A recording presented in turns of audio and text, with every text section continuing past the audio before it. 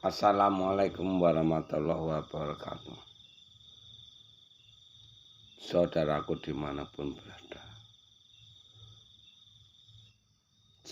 sayalah mengaku Satrio Benyingit yang asli. Saya nggak takut sama ancaman gaib yang seperti apapun.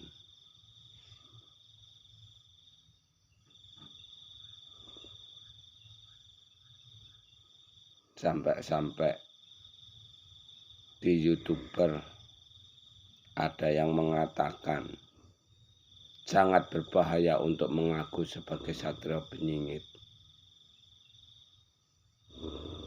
Tapi saya nggak takut sama sekali untuk mengaku Satrio Benyingit. Kalau hanya untuk mengaku sebagai Satrio Benyingit.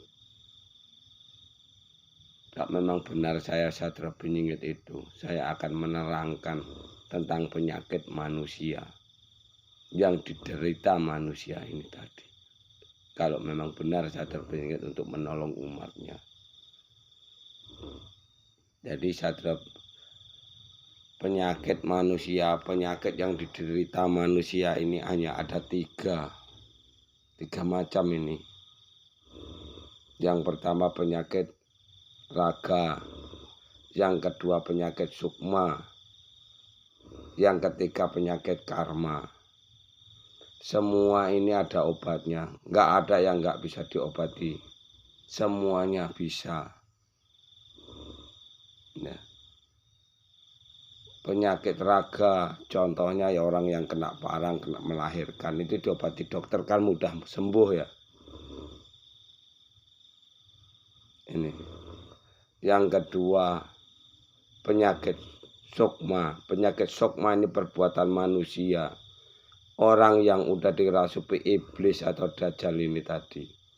Jadi dajjal dan iblis itu sembunyi di dalam raga manusia yang menggerakkan raga manusia itu.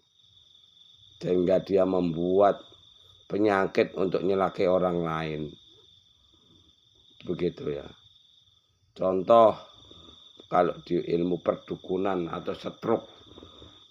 Jadi dajjal atau iblis ini masuk ke tubuh manusia apabila orang itu marah atau nggak suka sama kita bisa diserang sama dajjalnya ini tadi atau iblisnya. Itu. Jadi kita bisa mati mendadak itu nanti. Apalagi virus ini juga seperti itu. Itu ya. Ini yang dibilang penyakit sukma atau virus ini tadi. Anak iblis ini bisa menyerupai kiai, bisa menyerupai dukun. Begitu. Jadi saya mohon sama orang-orang yang diapa ini, kendalikanlah jati diri kita sendiri. Gunakanlah hati nurani ini sampai betul-betul semuanya ini yang sadar ini bisa menolong kalian. Setelah udah bersatu nantinya. Ya, saya mohon jangan ikuti ego kita, jangan ikuti amarah kita yang kira-kira akan mencelakai diri kita, yang kira-kira akan mencelakai orang lain. Ini yang penyakit sukmanya ya.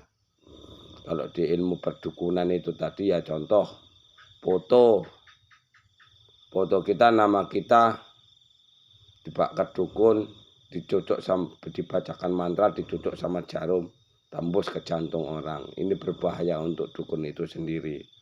Ini tolong dihentikan sebelum orang itu ketemu sama saya. Tapi kalau ketemu sama saya nggak ada ampunan karena ini udah peringatan loh.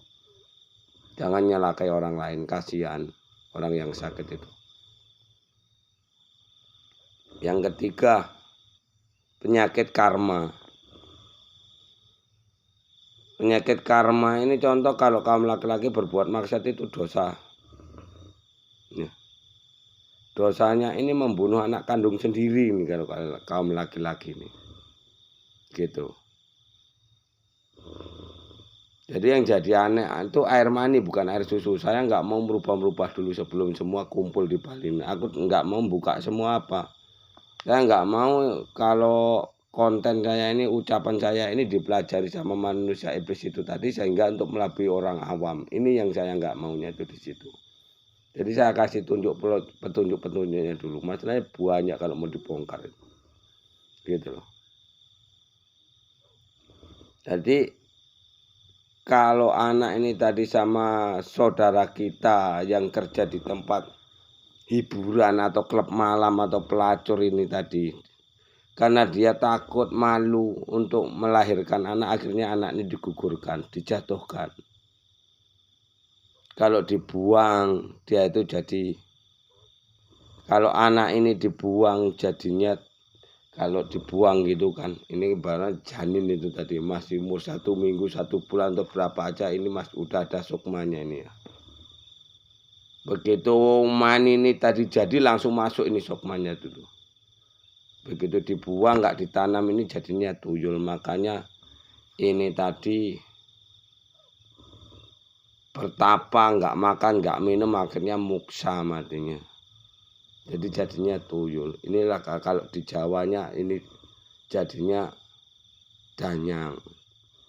Itu kalau orang Jawanya. Tapi kalau orang Kristennya, kalau orang Kristen, orang Muslimnya ini jin. Ini jangan disalah-salahkan jin ini. Kalau iblis itu memang takut sama jin, takut sama orang suci ini. Gitu ya. Tapi yang paling ditakuti itu jin putih atau syekh. Itu yang paling ditakuti betul. Jadi kalau bangsa orang halus ini jin hitam takut sama jin merah takut sama jin kuning takut sama jin putih. Takut sama Islam yang sejati. Makanya orang muslim itu dibelok-belokkan supaya kalau sholat permintaannya itu nggak terkabul. Itu. Ini nanti dibuka lagi biar nggak bingung. Jadi saya upload satu video ini sedikit-sedikit supaya mudah dicerna, mudah dipahami. Kalau kurang paham nanti boleh ditulis di kolom komentar, insya Allah saya jawab. Kalau ada waktu saya kan gitu. Karena saya juga orang bodoh sih. Saya nggak sekolah. Saya cuma kelas 4 SD kalau nggak salah dulu. Otak saya ini hampir nggak bisa digunakan karena serangan-serangan kayak gituan. Jadi karena saya juga manusia, saya nggak tahu kalau saya itu kalian juluki Satrio Benyingit atau Juru Selamat. Jadi alam semesta itu didik saya itu seperti itu. Ya terserah kalian mau diselamatkan sama orang yang mengaku SP ini, atau mau ngikutin ego kalian sehingga anak kalian itu kalian bunuh. Dibiarkan aja sama pemerintah, perselingkuhan kalian itu terus kalian jalanin, itu ya terserah. Saya hanya mengingatkan di sini karena saya juga nggak memiliki kekuasaan apapun. Masih ada yang lebih tinggi dari saya. Yang tinggi dari saya itu ya ibu bapak saya yang menguasai raga jiwa saya ini. Yang doanya ada di innalillahi wa innalillahi rajiun. Aku hidup karena Allah, aku mati kembali sama Allah. Ragaku balik ke tanah, sukmaku kebalik ke angin. Tapi angin itu ada tempatnya, namanya alam barjah. Langit lapis 1 sampai lapis 7. Karena HP ku ini HP jelek, saya nggak bisa ngupload HP yang panjang, konten yang panjang, ya saya mohon maaf sedikit-sedikit. Yang penting saya berusaha semampu saya, sebisa saya.